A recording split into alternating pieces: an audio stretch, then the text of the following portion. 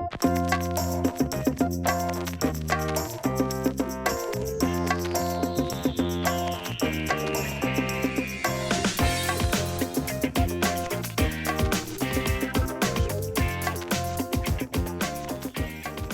everyone, I am James Milan and welcome to this episode in our Criminal Justice Reform series. If you have tuned in to any of the other conversations in this series before, you'll know that one of the themes that people keep hitting on is the idea that one of the best approaches to the situation, and some would call the crisis of over-incarceration in this state and around the country, has to do with diversion programs, anything that will keep people out of what's been called the school to prison pipeline, or just basically to avoid becoming part of the penal system if at all possible.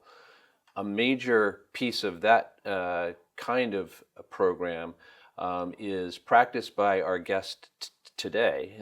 We are going to be talking to Stanley Pollack, who runs an organization, Teen Empowerment, which is now in its 25th year.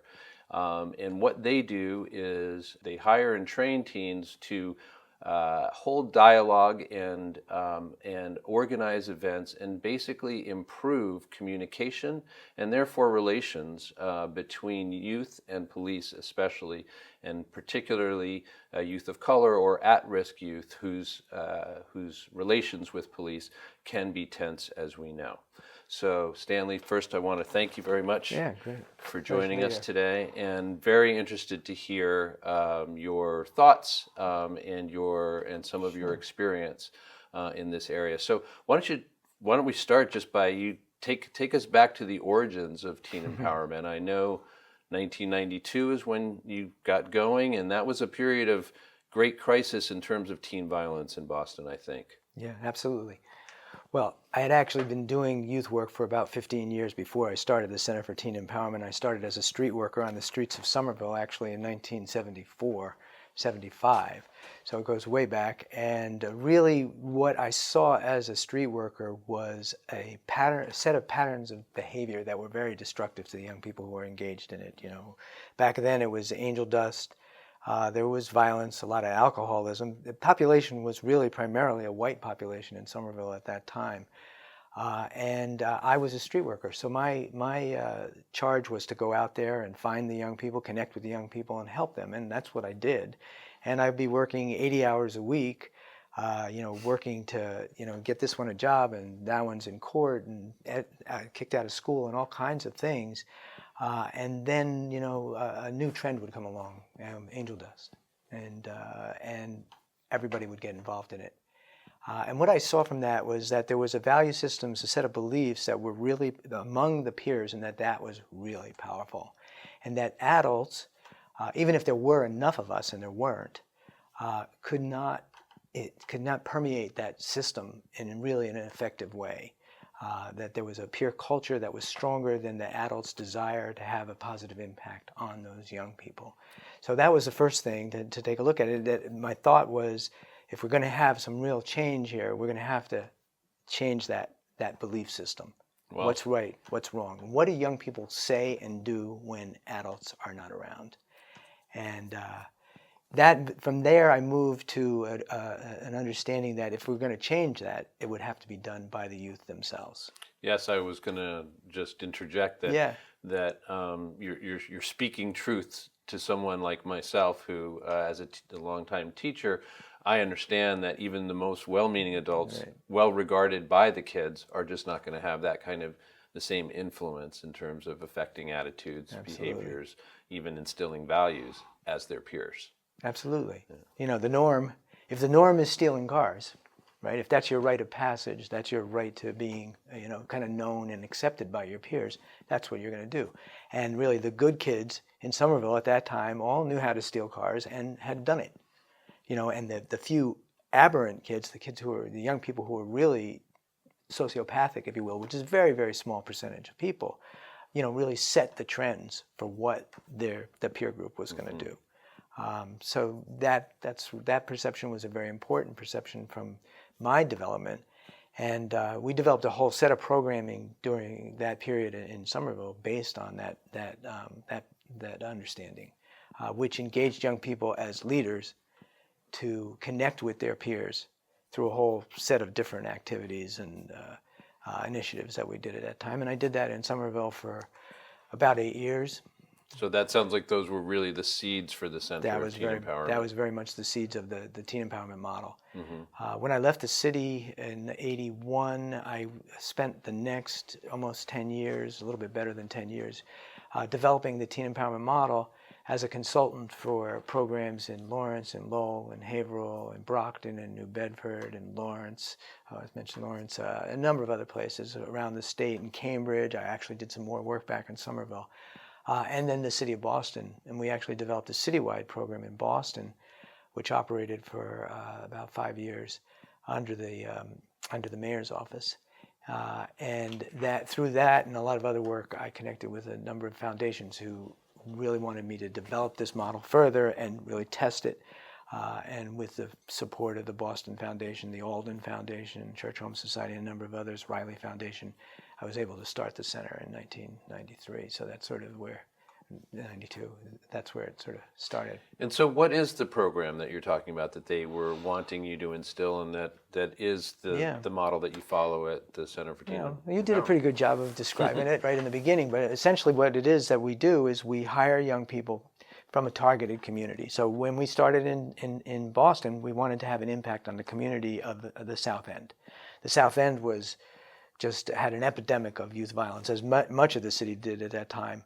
But there were very large numbers of young people involved in gangs, involved with guns, and a lot of young people dying. And in fact, there were like 195 murders in 91, 92, and it was just rampant. And just of young people, you mean? Just of young people overall in the city, but a lot of them were 14, 15, and 16-year-olds. So it was a commonplace experience to wake up and look at the newspaper and find out that this young person was died, going to wakes with kids who have sneakers on, and it just devastating, miserable kind of thing. And so what we did was we implemented the model, which is to begin with a hiring process to identify those youth leaders. But we're looking for young people who represent that community. And what we're looking for is for them to represent the community in terms of neighborhoods, which is very important in terms of territory and that sort of thing, in terms of race, right? It's not diversity like all over the place. It's diversity that reflects the diversity of the community, right? Which the community of youth at that time was mostly African American and Latino. And also in terms of age. We have equal numbers of boys and girls in our groups, males and females in our groups. And the most important piece of diversity that we're looking for is young people that reflect young people of different social and emotional development. That is, young people who are high risk, involved in things that are difficult. Those who are less involved in risky behaviors and maybe in doing better in life. So with the idea of what we're looking for is a microcosm of that group. So if you want to reach the high-risk young people in that group, in that community, you can't do it if you don't have them in the core group. So that's the goal of this hiring process. So what we did in the South End was we put flyers out all over. And this was actually after the murder of George Domestic Ramos, which was a terrible thing, and the community was in complete upheaval. And when we put out the flyers, which basically say, be a leader, apply for this job, and the job is a key pice of it. And Absolutely. At that time, we were paying $8 an hour, which at that time was a lot of money, and for whatever it was, 15 hours a week.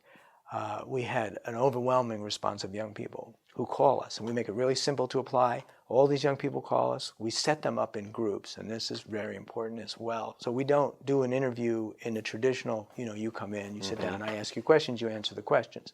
Then you ask me some questions. That's not what we do. What we do is we mix those interview groups. So we did 15 groups of 10 to 15 youth each.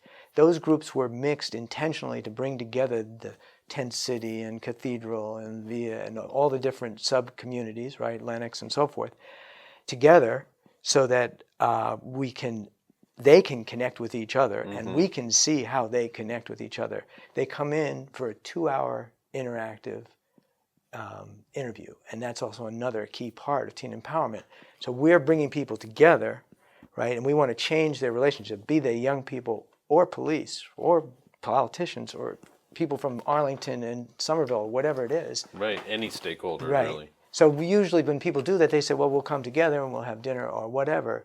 But what's the mechanism that you have to create that change in relationship? And we have a lot of mechanisms. So we use an interactive methodology, which is actually documented in a book called Moving Beyond Icebreakers, which I wrote along with my wife, Mary, which you can actually get on the web. But anyway, what that book documents is that interactive methodology. So when the young people come into this group, they go through a series of exercises that actually open them up to each other very quickly, things like name, chant, motion, and wind blows, and all kinds of silly things that have very deep messages.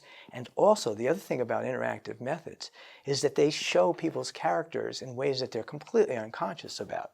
So if you're generous, you'll see it through an interactive exercise. If you're kind of uptight or judgmental or whatever, it all comes out in these exercises. So it's very helpful in terms of understanding who you have in the room. But the other thing it does is it brings people into connection with each other, and people start to talk on a very deep level. So you start to hear about things like their losses and, the kind of traumas that they've been through and their hopes and their dreams and their aspirations and all that sort of thing. So we do a 2-hour group interview. Then we have a 5 to 10 minute individual interview with each youth, a very exhaustive process actually, where we ask questions like, tell me about a time that you helped somebody. Tell me about a time that somebody helped you, and a number of other questions. Again, getting a lot of deep information from many of those young people. We then do a second round interview, which again is a group interview and an individual interview. You can see that it's a fairly exhaustive process. And when we're done when we did this in the South End, and we did this 15, 20 times, and we sit down and we just try to design the group to represent the community along the lines that I described earlier. So we're looking at everybody's risk level, we're looking where they're from, we're looking about who they represent, we're looking to see if they have networks, what's their willingness to use those networks, what are their abilities to use those networks, and what are their potentials to develop the leadership to really drive a movement of change in their communities, all right? So then we get that group. Clearly you hit very early on on the fact that the hiring of the right young people was going to be absolutely key. So you have just described what is a very thorough, very shrewd, I have to say also, in terms of the way you design those groups and the way that they interacted. But very, very thorough and exhaustive process. I'm curious, how many people were in that original net, and how many does that yield? And what about the people who didn't, who weren't accepted? Sure, of course. What was there any rancor about that? Was that difficult to navigate itself in any way? So first you asked about the numbers. So about 150 young people participated in the process. So we maybe did 10 groups or 12 groups or something like that. Out of that 150, we actually selected more in that first group. I think we selected almost 20, which was too many. But we generally select 14 young people out of that. And yes, it's very important who we select in that group. And we do have to look at who's going to be good for the work that we're doing and who needs it. And almost everybody needs it, but some people are going to be better at doing it. And the other thing about this is, so we are a positively focused program. We're an asset-based program. So we're looking for people who have positive qualities as well as negative qualities, but we're defining them very broadly. So, we can get the guy who's been involved in drugs, the girl who's been involved in gangs, all that, and we intentionally look for those higher risk young people who have that potential to develop positive social capital and to use their social capital in a different direction than they have been using it, right? So, and there's a lot to it. So we're just at the very beginning stages, right? We're in the selection process, but where we're going is a movement that changes patterns of behavior in the community where we're working. So ultimately what we're looking to do is to lower crime and violence, lower the murder rate, right? And in that time the murder rate was through the roof, right? Lower the rate of drug addiction, teen pregnancy, violence, gangs, guns, and all of those kinds of things. So we have to keep our eye on the ball. That's the result we're trying to get. The belief that we have, and based on experience that shows this to be true, is that this is possible to do. Mm-hmm. So when you're in this early stage of the program and you're thinking about, somebody's going to be disappointed about not getting this job, you have to keep your eye on what you're trying to accomplish here and what's the larger picture.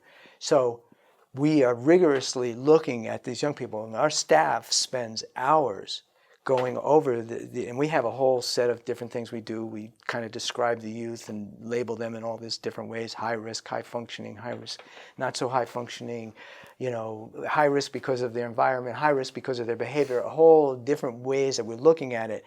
And then we're very intentionally designing the program. We don't have enough Latinos or Latinas. We don't, we're light on Tent City. We're not going to be able to work in Lenox if we don't get a couple of young people there, and so forth. So we're looking at all of those factors. It's a very complicated puzzle. It's a complicated puzzle, and it's an important part. It's not the end of the process, it's the beginning of the process. Right. But if you don't get that part right, exactly, you're going to exhaust a lot of effort for no good. Exactly. And you never do actually get it completely right. So you have to accept that as well. And there's a lot to learn. Even with all that we do, you really, in the end, some people surprise you. The person that you thought was going to be okay ends up being great. The person you thought was going to be great ends up being okay or not good at all. It's a fascinating process and a fascinating experience to go through this, the process of putting teen empowerment into action. Now, in terms of the youth who we don't hire, which was one of your questions, throughout this interview, there's a number of times in the interview that you're saying, hey, this is how many people applied for the job. This is how many people we're hiring. You're reminding them of what the odds are all the way through. If you don't get this job, this does not mean we don't value you. It doesn't mean we don't want to be connected with you. In fact, it's the exact opposite. Hang in there with us. And so we do that, that kind of sort of getting the expectation right, because if you have 14 jobs and you have 150 people, there's going to be a lot of people who are disappointed by that. But the interviews are so deep that you tend to connect with a lot of young people. And the other part of it is that we start right away, we start to implement all kinds of things in the community that bring those young people back in various kinds of ways. And that's what I was really asking now.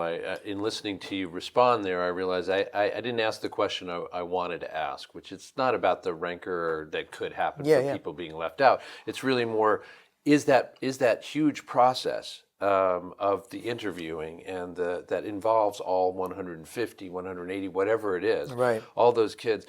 I assume that, yes, just as you've described it, there are elements of that process in which those kids, even if they're not selected, understand, are empowered themselves, and also could be counted on to continue to participate and to be allies, if not directly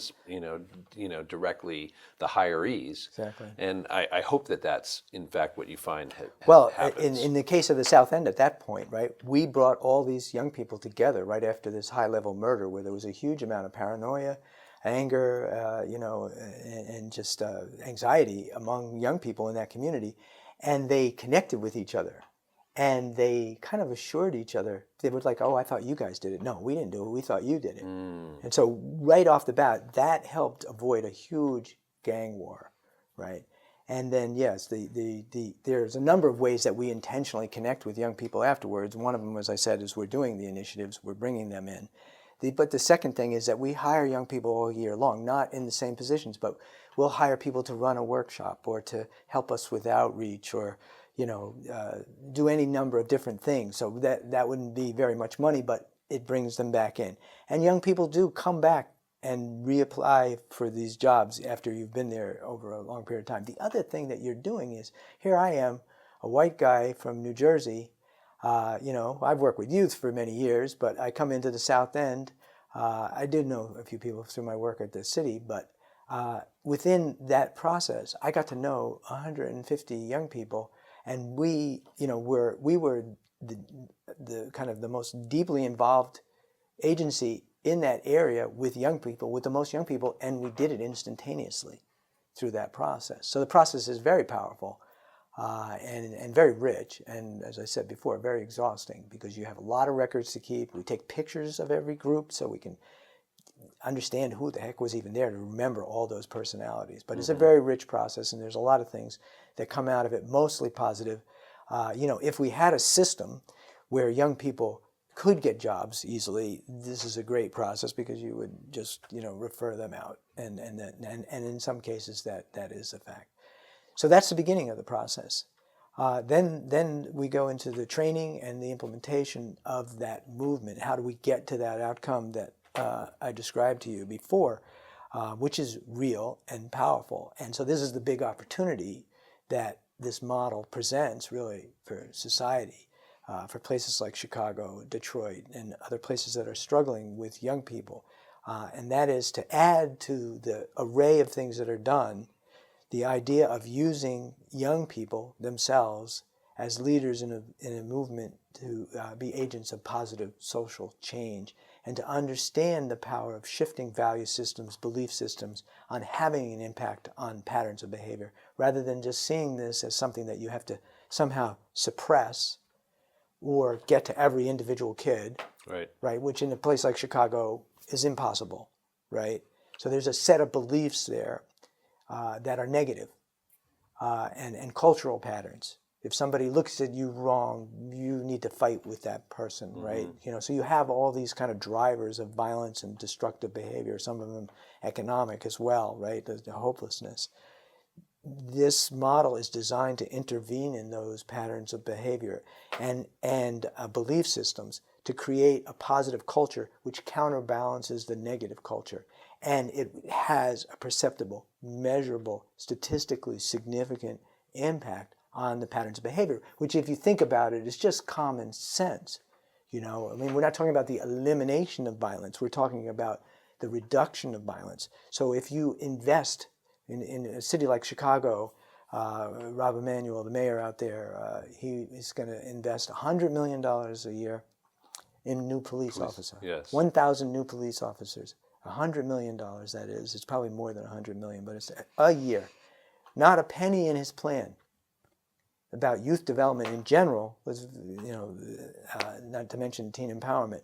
But if you have a thoughtful youth development strategy, which is based on the assets of young people, and then if you have some sophistication about that plan, which we do have a lot of sophistication about that plan, in tandem with a lot of other things, police for sure, maybe not 1,000, right? Maybe 500, and now you got and reallocate some of that. Yeah, you got 500 million to do some positive things with young people, and you're smart about it.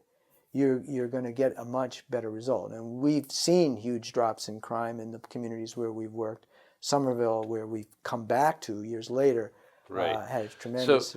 So actually, what you're just talking about there, and this is a tougher thing to ask you, about in a sense, and that is, you've got a great program. You've just described it, and it does make sense, as a way to achieve the results that you're seeking. Then you have measurable ways of determining whether that's happened, and you have evidence that that's the case. Correct. So that seems to me a very compelling combination.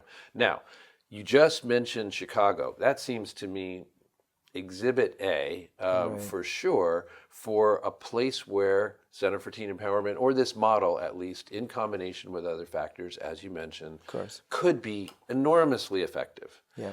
I assume you've been trying to get that message out, not only to Chicago, but to plenty of other areas who could benefit in the same way, or which could benefit in the same way. Why isn't this model? So this is the tough one. The tough part. Why hasn't this been successfully exported and replicated in communities where clearly it could be of great use? Do you have any do you understand why that is, or? Yeah, that's my job to think about it, so I think about it all the time. Why do we have to struggle for funding to do something that's just so obviously effective and important to do it? Well, I begin to say that the mayor of Somerville actually provides a good deal of funding for the program, and that is actually, we are doing great in Somerville. We have a tremendous relationship with the entire city. As I said, the mayor leads that movement, but the Senator Jayland, and the House reps and all of the Board of Aldermen support what we're doing, and they've gotten tremendous benefit out of it. The city of Somerville, from a peak of crime in 2005, where they had 21 deaths of teenagers between suicide and overdose in 3 years, and they had gang violence, and they had MS-13 in the eastern end of the city, was kind of impassable. Since that height, it's about an 80% drop in crime, and there was one suicide of a youth since 2005, and it happened about a year and a half ago. And while the rest of the state is having increases in opiate use and addiction, Somerville has a decrease in their teenagers. They virtually have no problem. They do with older folks, but not with their teen population. So that whole cultural milieu was cracked, and we did that with the full cooperation of the mayor's office. The police chief, David Fallon, Chief Fallon, is on our board of directors, and 100% of the police officers in Somerville have been through work with teen empowerment in a force of about 120. And we work with everybody else through the Youth Coalition there and help coordinate the Youth Coalition. So it's a citywide movement.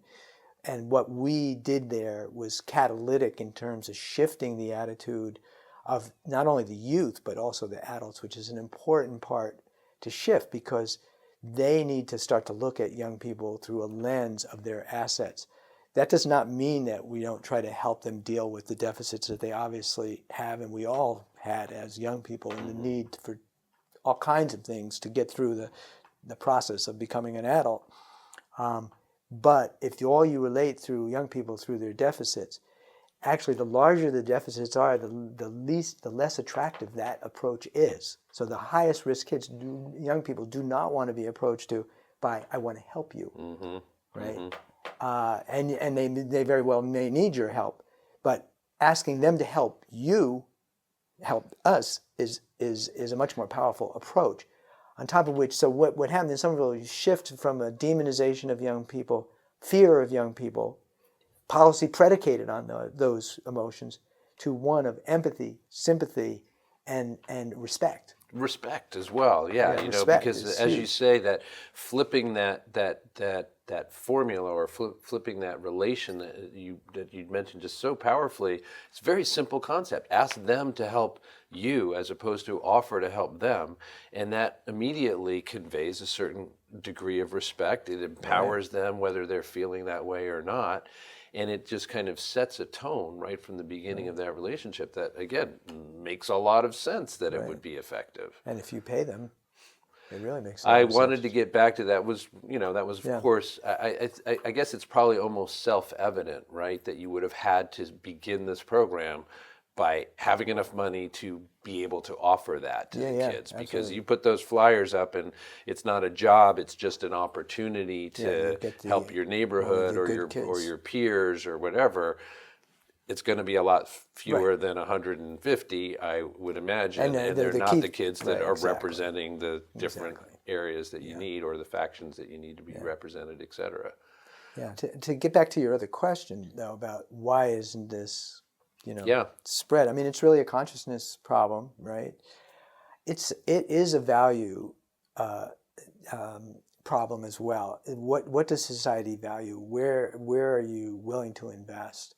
And that is something that really the decisions are made in ways that are don't often make a lot of sense, really. Frankly, I mean, sometimes they do, but it is a leadership problem. I mean, we started out, we were talking earlier about the leadership of the police department of Arlington and being progressive and how that impacts everything, and that's certainly true in Boston. But Rob Emanuel has to think about these things, and it's easier, I think, for the public to understand that we're going to intervene with police on this problem, look at it that way, and it makes people feel safer, even though it's not true and they aren't safer. So it's really a consciousness problem. Once people get exposed to it, it's very helpful in terms of turning. The other problem is that we've had a real shift in the social service sector to only funding things that are entirely measurable, and this kind of myopic focus on education. Now, the focus on education is a positive thing, but when it's just education, now we leave out everything else about the developmental period of adolescence, which is extremely complex. And in teenagers' consciousness, in adult consciousness, education is this big and your social life is this big. And it's the exact opposite from the perspective of a young person. And all you have to do to understand that is remember what you were like as a teenager, if you can stand it. The kinds of things which is the problem that most adults have. Right. Whereas, as far as teenagers are concerned, the problem that most adults have is they can't remember. Right. And so we're just kind of missing each other, and that disconnection is very dangerous, because when young people get disconnected from adults, they need adults. They need the kinds of lessons that adults have learned in very difficult ways. When they get disconnected, that's when the more aberrant young people start to set the norms, and you start to get very serious problems. Because adolescence is a time when people are attracted to taking risks. Not everybody, but many, many people get through that period of time with that sort of desire to be somebody, to step out, do things that people haven't done before, do some things that are maybe not that smart as well, to get an identity and all that sort of thing. And when adults are disconnected from that, then the aberrant young people start to set the norms for that risk taking, and you start to get things like OxyContin addiction and gang involvement and guns and all the rest of that stuff.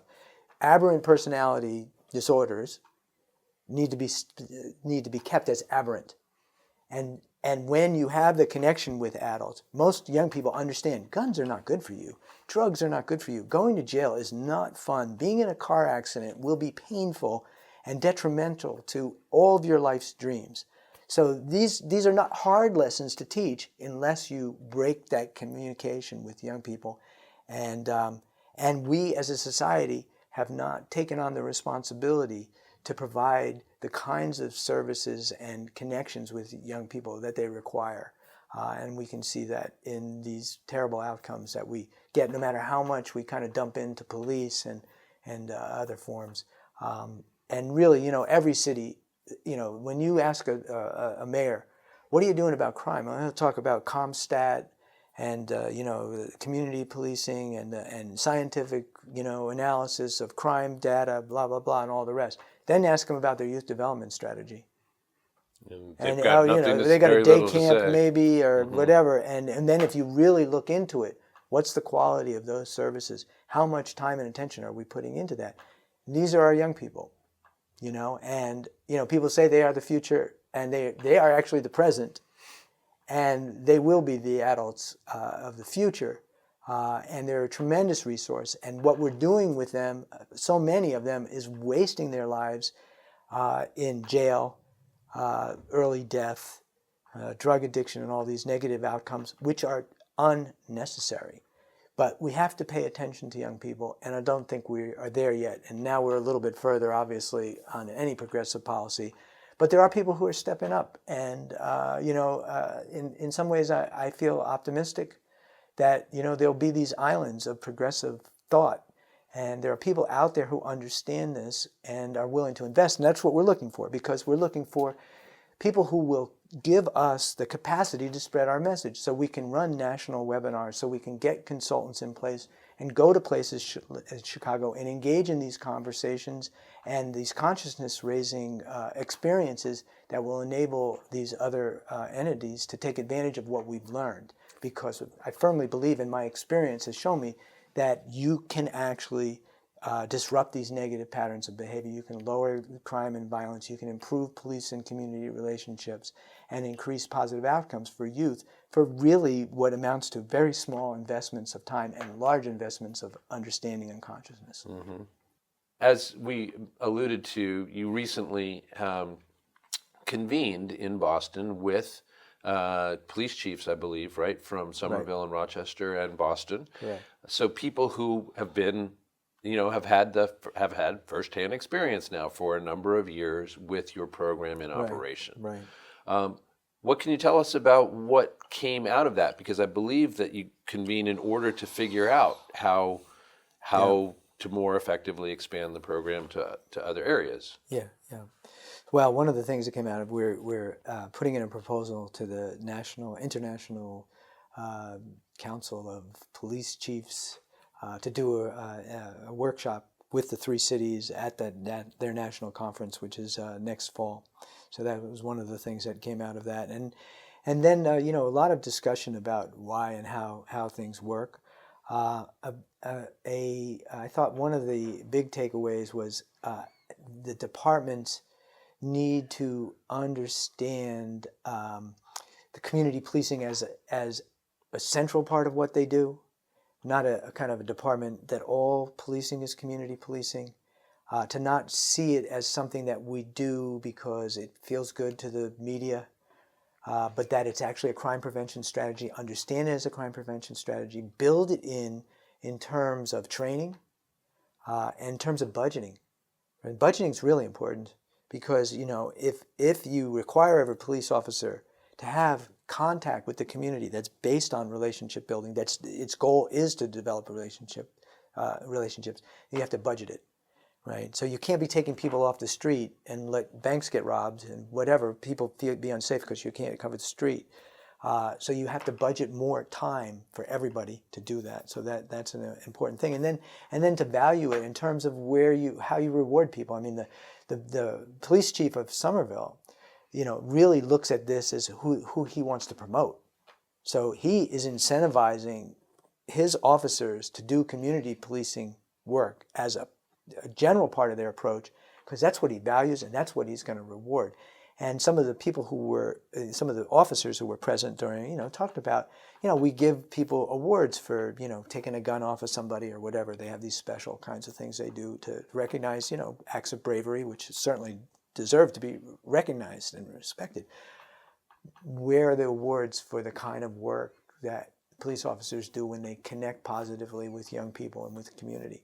So it's really a shift in culture of the police department, which are basically start with a kind of an occupation force mentality to one of being integrated in the community.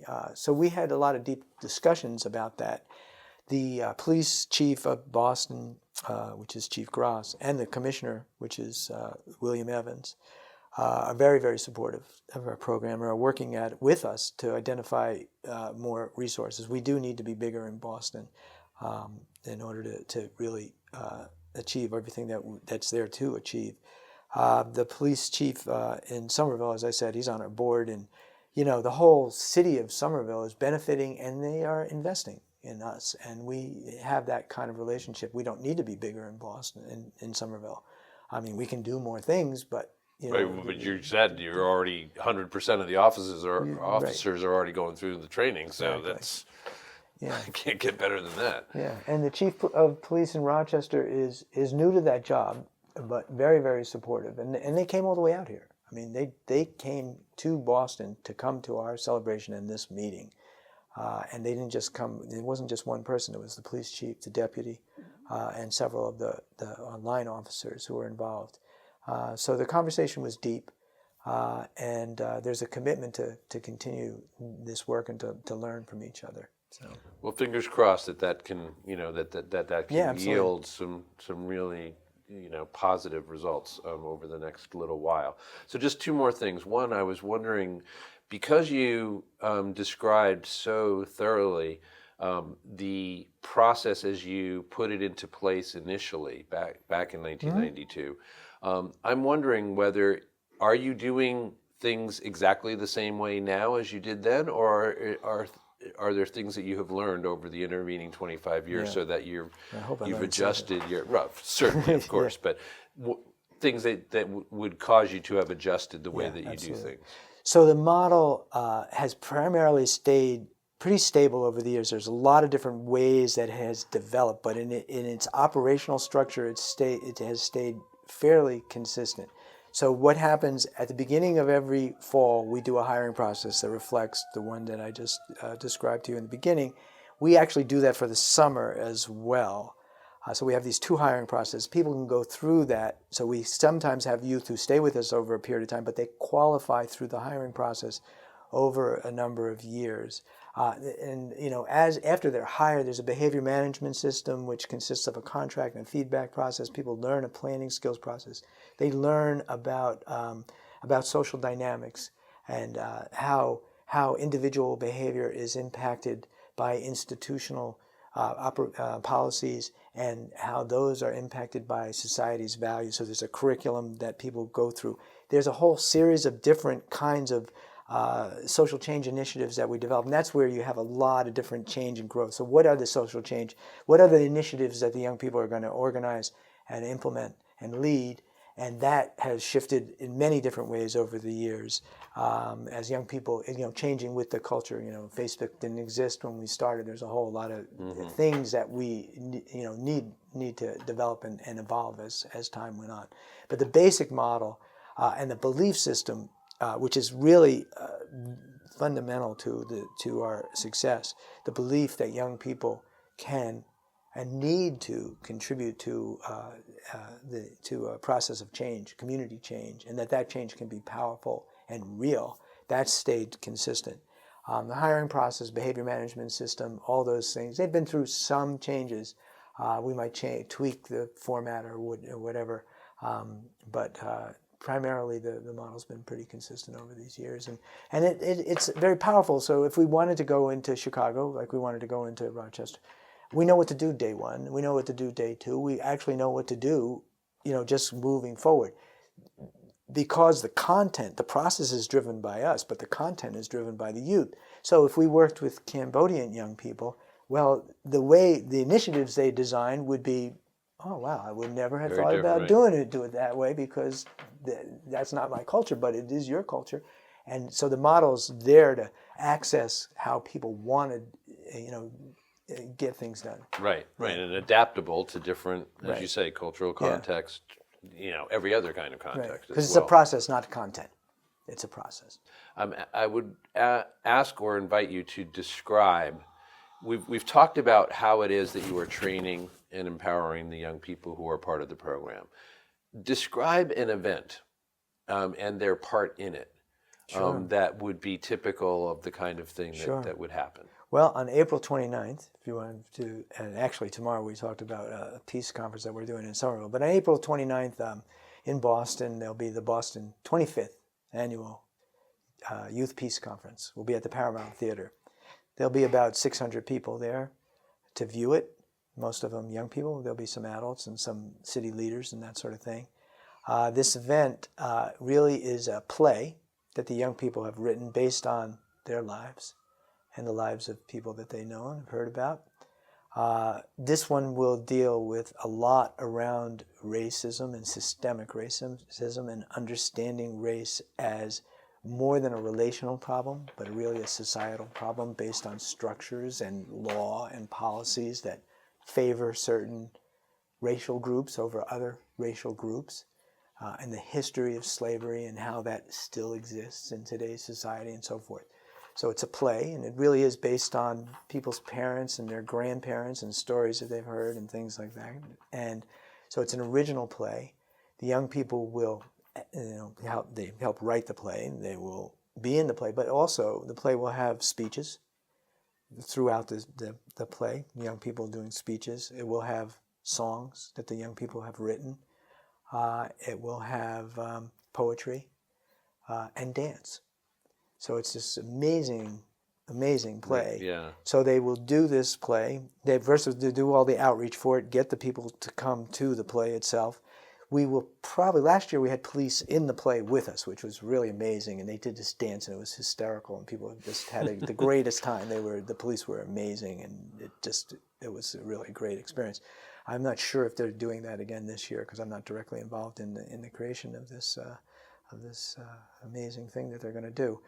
So they'll do all the outreach, and then they'll do this play, and they're writing the speeches now, writing the poetry, memorizing lines, doing the outreach, designing the flyer, calling the mayor's office and whomever else that they need to call to see if they're going to come. They'll do it, and afterwards there's this sort of party reception that we do. So that's one thing. But about 3 or 4 weeks ago, they did a race dialogue. The race dialogue was at Hibernian Hall. We had about 250 people there, something like that. About probably 30% of them were from the suburbs, and the rest were from the city. A lot of them were young people. There were adults there as well. And they did a series of different things. They started it with this incredible sort of musical poetry presentation called Breaking the Chains, which was really enjoyable and deep to watch. And then they had a series of interactive exercises they did. We actually did this thing, concentric circles, where everybody would talk in pairs with 4 or 5 other people. A lot of real connections that take place across these huge barriers. There was speeches, poetry, and then an open speak out where people talked about race. So it was very deep, moving kind of conversation. So they do that sort of thing, dialogues. They would do a police dialogue, which would look like maybe 8 or 10 police officers, 8 or 10 youth, meeting for 2 or 3 hours. Key, the young people are running the session. Yes. Not the police. The police are participating in the session. And most of it is interactive. They're talking with each other. They're role-playing together. They're brainstorming together. They're having conversations that are facilitated by young people. So they do a lot of those dialogues. And then they'll do things like go to hearings. So there's a hearing on violence, or there's a hearing on the closing of schools. But our young people don't just go to the hearings. They prepare for the hearing. They learn about what's going to be discussed there. It might be at the State House. It might be a testimony that at a State House hearing. They go to that hearing about mass incarceration, prison reform, and they come there prepared to speak about those issues, and they have the self-esteem to participate in those issues. And then, they do other things as well. So they're busy. The staff is very busy, because we constantly, we are people need youth who are leaders and informed, so people will come to us with those requests, and we try to do as much as we can. But, we are very thinly staffed, and so we need more capacity to do more stuff. What a tremendous program it is, though, and what a great picture.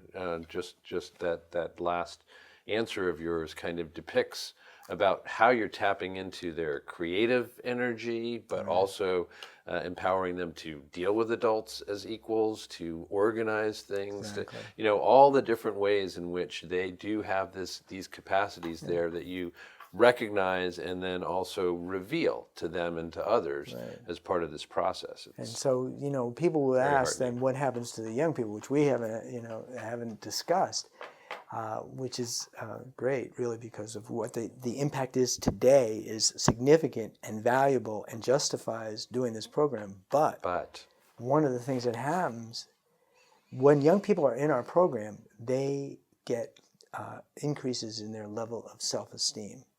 They also get skill development that is sophisticated, right? So they learn to facilitate, which is not easy to do, and most adults are terrified to do it, right? They learn to do public speaking, which again, most adults are terrified to do, and they learn to do it at a high level, and they learn planning skills and marketing skills. But the one that's fundamental, the change in self-esteem, because our young people come in with very low self-esteem, and according to the studies that we have done, independent evaluations, they leave with higher levels of self-esteem, higher levels of employability, and those positive outcomes increase over time rather than decrease over time, which is what most interventions do, is they decrease over time. So in other words, you do a GED program, it increases some things, but over time you come together with the control group. Our program actually goes the other way. The control group, the difference gets greater. And it's because impacting someone's self-esteem is the most powerful lever. And just think about it. You think your voice matters. You think what you do in the world is important and should be responded to. Rather than somebody doing things to you, you're a doer.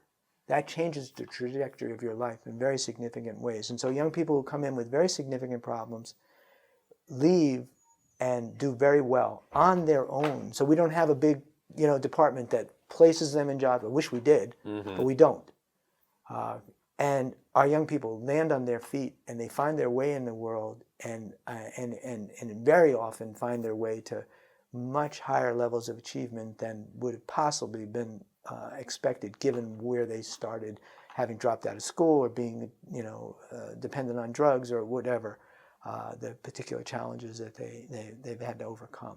And that is predicated on, I think it's based, my feeling is it's based on that change in your level of self-esteem, supported with some sophisticated skills that they learn. Absolutely. I mean, it is that sense of themselves and their potential and their power, but also not to discount, like you said, that skill set that they're also going to be leaving with because they've spent X amount of time really working on those things. So I'm so glad that you did bring that up because, you have a lot of alums. In this program. You have 25 years worth of alums, and I assume that you've seen that. Yes, that the effects of the program go way beyond the time that they are involved directly within it. Very much so. It's just a really fascinating thing that mission, I would say, that you have taken on for your whole working life. It sounds like so. I do want to commend you for that. Very last thing. You are a resident of Arlington. It hasn't come up as part of our conversation before, and a longtime resident of Arlington. And I know that you recognize that Arlington is not the kind of community that most needs this service. But I'm just curious, just to get your thoughts on, what have you experienced here in Arlington that you would say are challenges that we have, or not? What is your view of the police department's and community's relationship within this town that we live in? Well, I have lived here for 28 years. I have two children who both graduated from Arlington High School. So I have some understanding of what's happening, but I spend most of my working life focused in other places. And very busy, I know. Yeah, very busy. My sense of Arlington is that there is a lot more for young people here, and so, I mean, all, as I was talking about, teenagers, get into stuff that is high risk, and that's certainly happened in Arlington, sometimes quite seriously. The problem is that when you start in a community that has so many problems to begin with in terms of poverty, the cost of the mistakes are just much higher. And of course, society here is, if a young person gets in trouble here, there's a much more of a default to go to how do we help this individual rather than how do we throw the book at this person and put them in jail and so forth. And you can see that in the statistics and so forth.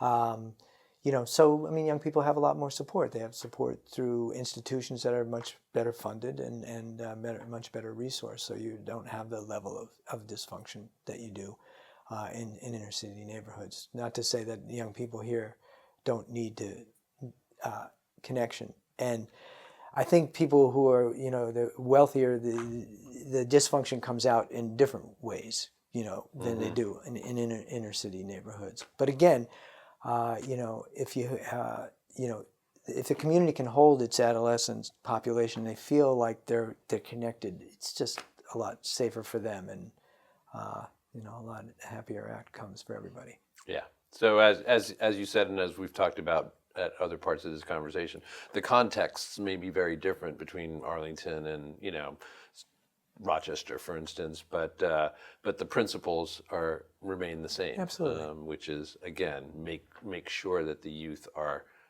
part of the community, connected to the community, Absolutely. Connected to the adults. Yeah, there. we actually did do a conference once in Belmont. They wanted to do a youth conference years ago, and it was great. The young people, but the young people there, they were so anxious about their grades and whether they were going to get into college, and it was serious. I wouldn't demean it. I think this needs to be responded to, that they feel like, oh my God, if I don't do my homework, what's going to happen? If I don't get into the best college, I'll be so devastated, I'll be ashamed, and all those are real issues. But it's different than worrying that somebody might shoot you or this kind of thing. So it's and when you're looking at resources, we really, and the systemic advantages that people get and disadvantages, then we need a real commitment on society on a social level to make change. And that is not an easy thing for people to do, because we're all kind of like stuck in our lives, and there are a lot of good people in Arlington, tons of them, who have really the desire to do good things, but they live in Arlington. and they live in Arlington, and it's a very different, and really understanding what other people are facing. It's not it's not something that can be done by just sitting in Arlington. Right. You know, you have to get go there. into these Yep. other environments, and then your eyes will widen and you'll understand a little bit more about what's happening there and what needs to be done, and the moral imperative to do something about it. You know, and obviously our society as a whole, not, you know, across our country, we have a lot of work to do in that regard. Amen. Yeah. Truth again. So thank you. Yeah, thank you for thank this you. conversation, and thank you for the work that you're doing, because to me, it has been a professional lifetime for you of commitment to this, and I don't sense any of your passion and dedication to this has diminished, and I find that very admirable. So Thank you. appreciate you taking the time, It's as a pleasure. always.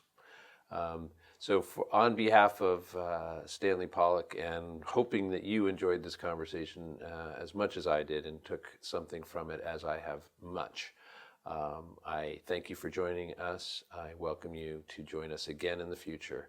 I'm James Milan. Thanks again.